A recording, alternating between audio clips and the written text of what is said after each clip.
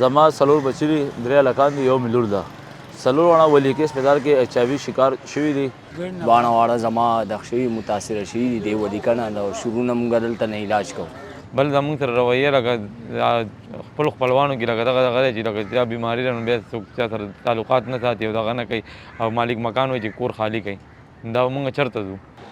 دا په کراچۍ کې د سن حکومت د مزدورانو د محکمې د چترۍ لاندې کلثوم بای ولیکا روغتون دی چې د سرنجانو او د طبي آلاتو د بیا کارولو له امله پکې په لسګونو ماشومان د ایچ آی وي په ناروغۍ اخته شوي دي.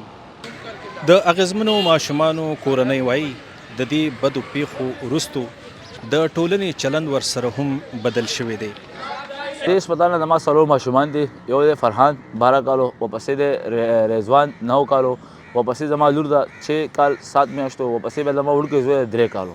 څلور ماشومان دي، څلورو ته ایچ آی وي ده او بله زما رویره ده، زما د رور لور ده، هغې هم ایچ آی وي پوزیټیو ده. زموږ 15 کسان شو د کوره او ډېر زیات تکلیف دی. دوی موږ سره دویمه درېیمه ورځ موږ له چیک راکړي، سیفي ته لاړ شه، هلته لاړ شه، ضیاءالدین ته لاړ شه. موږ چې لاړ شو هغوی موږ سره مخکې نه پیشنټ نه لري، هغوی چې پرچي وګوري سمري هغوی واړه واپس کړي. په زموږ د ماشومانو د بیماري لګېدل ده، موږ چې کله کالونۍ کې خلک خبر شوي دي هغوی موږ سره ناسته پاسته پرېښې ده، وړو سره لبې نه کوي، رشتهداران تګ راتګ نه کوي. او زما دا مشر زوی او پسې کشر زوی چې کوم دا دواړه سکول کې داخل وو، دا دواړه سکول نه وکړل. ولې چې پیرنټس تلو شکایت وکړو بچ د وړو زموږ ګنده بیماري ده، دوی تاسو سکول نه کوئ، موږ خپل واړه وباسو. نو هغوی خو ما ته په هغه ټایم ونه چې دې بیمارۍ د وجې هغوی ما ته دوی چوټیانې ډېرې کوي، دوی داخل وو 2-3 میاشتې بیمار وو. او زما 3 کالو لور ده، دعا ګل نومې دی. یا دا ما دلته کې راوستې وه 2025 کې په 9 میاشت کې. ته به ورته ووایه ته به یې راته ما راوستې وه، دلته کې داخله وه 6 ورځې داخله وه. وړه ده که نه هغه خو لا وړه ده، 3 کالو ماشومه ده. بل زموږ سره رویه لکه خپلو خپلوانو کې لکه دغه دی چې لکه دا بیماري ده نو بیا څوک چا سره تعلقات نه ساتي او دغه نه کوي او مالک مکان وایي چې کور خالي کوي. دا موږ چېرته ځو؟ او دلته کې چې راشي چې دلته کې د علاج جو چیک واخله او پلانکي هسپتال ته لاړ نو هغې ته خو موږ په خپله هم تللی شو چې چیک راکړي، هغه جعلي چیک راکړي، هلته کې هغوی مني نه، موږ چېرته لاړ شو؟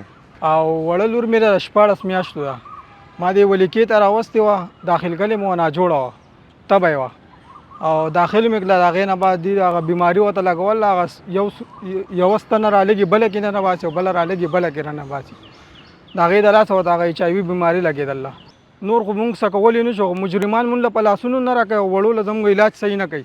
مونږ وایي چې زموږ بچو له صحیح علاج وکړي او کیش پیسې راکوي او چې مونږ زموږ کم هسپتال زړه غواړي چې هغه هسپتال ته یې بوځو چې زموږ اړه مطمئن وي. داسې خو به زموږ بچي مړه شي چې زموږ له نه پیسې راکوي، دا چیکونه راکوي، په چیکونو باندې کار نه کېږي. دوه واړه دي، یک انای ده او یو آیان دی. باڼه واړه زما دغ شوي متاثره شوي دي دې ولیکه نه د شروع نه موږ دلته نه علاج کوو. چیک یې یو ورځ داسې راکړلی چې هغه اکاونټ ته به ټرانسفر کوې نو بیا ومیلایږي. هموږ غریبانان خلک زموږ اکاونټونه کم دي، هغه چیک وسه پورې ما سره کور کې پروت دی چې وسه پورې ما کیش کړی نه. موږ دغه شان خپلې پیسې لګو او دوی له دغه چیکونه راکوي، موږ یې په کور کې هسې شلو.